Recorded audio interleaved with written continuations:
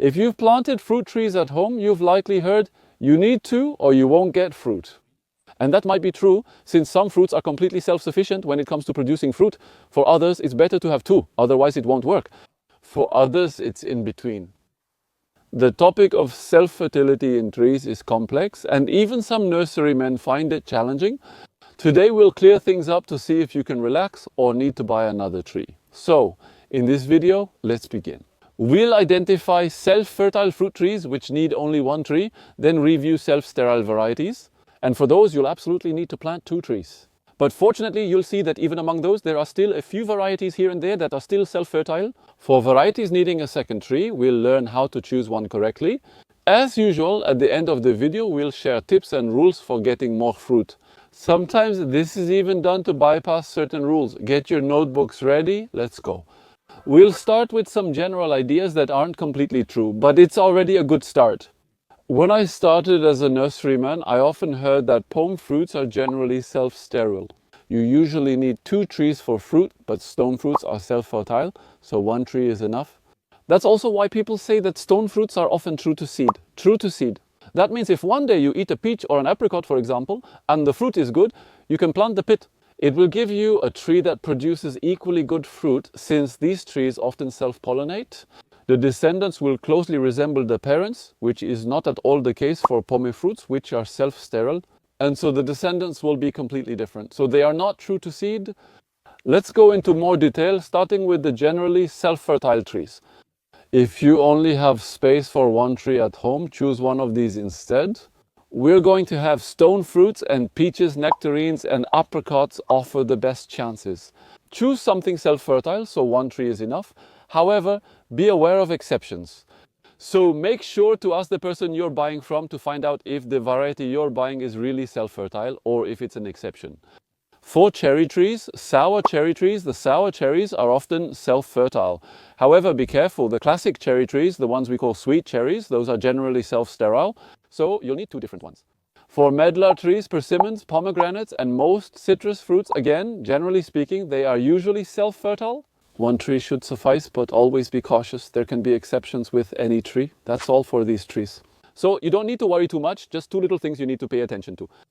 First, make sure it's not an exception and that the variety you've chosen isn't self-sterile. And then another point, which could be a bit unfortunate, when you talk about pollination, you also talk about pollinators. If you're in an area where there aren't many bees and not many wild pollinators, it might not work. Notice the biodiversity near your home. We'll discuss this more at the end of the video. So now we're going to look at all the self-sterile trees, the trees for which you'll almost always need two trees to get a harvest. Most pome fruits, apples, pears, quinces, Asian pears, for all of these, you'll usually need two trees. Many plum, almond and most traditional cherry trees are self-sterile. You also need two trees, including hazelnut trees. Sometimes hazelnut pollen is self-compatible, but not always with other hazelnut trees. It has both male and female flowers on one plant, but they usually don't appear simultaneously, so it doesn't work. So for all these fruit trees, you'll often need two trees. A quick aside about another type of plant, dioecious plants, which have separate male and female plants. By definition, those are plants that are self-incompatible. You need both a male and female plant for production, which is rare. We have kiwi and pistachio trees among these fruit trees, by the way. They're usually sold in pairs in stores, even though you can keep several females with one male. Now, for all these fruit trees that are normally self-sterile, which can't produce fruit if they're alone, fortunately, we have varieties that are self-fertile. I'll give you some examples of variety names, but be careful, listen closely to what I'm going to say. Afterward, I searched for pear trees, but found little. We have the conference variety, which is the classic self-fertile one. For all the others, you'll need two trees for apple trees. We have both Winston and Golden Delicious varieties at the nursery. We also have several Rainettes, like Rainette de Rainettes, Rainette Grise du Canada, and Rainette Clochard. I've found plenty of info saying they're self-fertile. We have Shinseki Nashi pears and the Miraclode plum tree, a cross between Mirabelle and Raineclaude. We have a self-fertile Stanley plum tree, a Robinge almond tree, and plenty of cherry trees, though I won't list their names.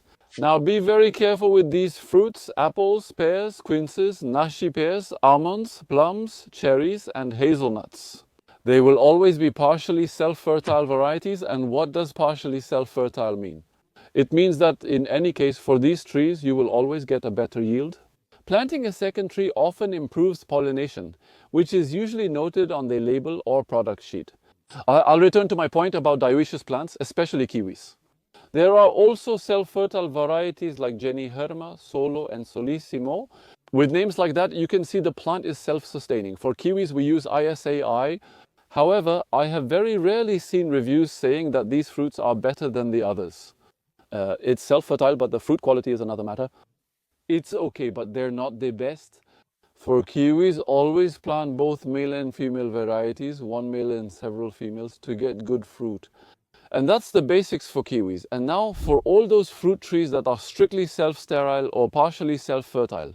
You'll need to plant a second tree to get good pollination, and be careful, you can't just choose any tree for this. There are two key rules to follow. First rule, it has to be a second tree of a different variety of the same fruit, not just a cutting from your fruit tree. It won't create a second variety, just clone the first, so it won't work. The second rule is that this tree must bloom with the first for cross-pollination to occur. Once you have both trees, each will yield good fruit, except for kiwis and pistachios, where only females produce. When choosing, ask the seller and check labels or product sheets carefully. The flowering period is stated as either a specific month or as early, mid-season or late.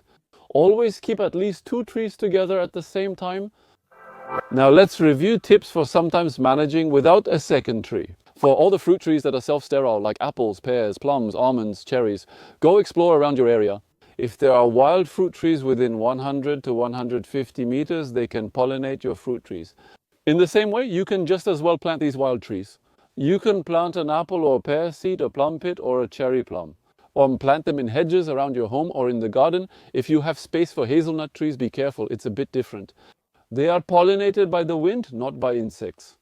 So you'll need to make sure that around your home you have pollinating hazelnut trees. They don't necessarily need to be fruit-bearing varieties. They can be wild hazelnut trees, but pay attention to the direction of the prevailing winds and plant those wild hazelnut trees where the wind comes from so they can pollinate your hazelnut trees. And if you don't know where the prevailing winds come from, plant them in different places around your home, and at least you'll be sure that no matter which way the wind blows, pollination will happen. What if you lack a wild area or enough space in your hedges? Well, organize with your neighbors so that each neighbor, each person around has different varieties of the same fruit tree. Organize with them to make sure there are the same flowering periods. That way each neighbor will have their own fruits and you can exchange fruits with each other. After that, it's up to you. Another tip that can be fun but not necessarily obvious. Why not graft a second variety onto the first tree? For example, some stores or nurseries offer multi-variety trees with 2 types of pears, 2 apples or 3 kinds of apples. It's possible and fun. If you know how to graft, enjoy it. It's definitely doable. You can graft a male kiwi branch onto a female kiwi, or the other way around. I'm not sure if males or females are more vigorous. Let me know in the comments if you know. It could be interesting. Graft a branch of the other sex onto the strongest plant to have both. And then it's through pruning that you can control the amount of male so there's not too much and have more female volume to get more fruit. All right, and finally, the last tip to allow or improve fruit production in any case is to encourage biodiversity. As I was saying, for these trees, we're talking about pollination, but you also have to take pollinators into account. And if you're in an area where there aren't many, well, it's not necessarily going to work well. So to encourage that, you'll need to make sure you have a lot of wild plants around your place. If you practice beekeeping or if you have a friend who is a beekeeper, why not put a hive in your garden? Or the simplest way is to encourage wild pollinators. And to encourage them, you'll also need to plant nectar-producing plants. So make sure to plant many different kinds that bloom at different times. So you'll have flowering plants almost all year round. Trees are more effective than other flowering plants due to their larger volume of flowers. So which species should you plant? I'll put a link over here to my website where you can download some charts by flowering season for a whole bunch, a huge number of nectar producing plants. All right, I'm done. I hope this will be clear enough and that you understood everything. If you also know of varieties that are self-fertile, or if you have feedback on self-fertile varieties that actually aren't, let us know in the comments if so. It could help everyone. Just a little info. We have quite a few self-fertile varieties for many different fruit trees here at the nursery. If you go to my website, you'll see a bit of everything we have. We've sold quite a few on site, and soon we'll also start selling fruit trees online. So there you go, come check out the website and you'll find all the information. All right, thanks for watching until now. If you enjoyed it, comment, like, subscribe and share. all that is really nice for me. It makes me happy. And for visibility, if you want to support me financially, there are links over there in the description to the Typee platform. And thanks to everyone who will do it, without whom I simply wouldn't be able to take the time to do all this. Thanks everyone, happy planting. See you soon.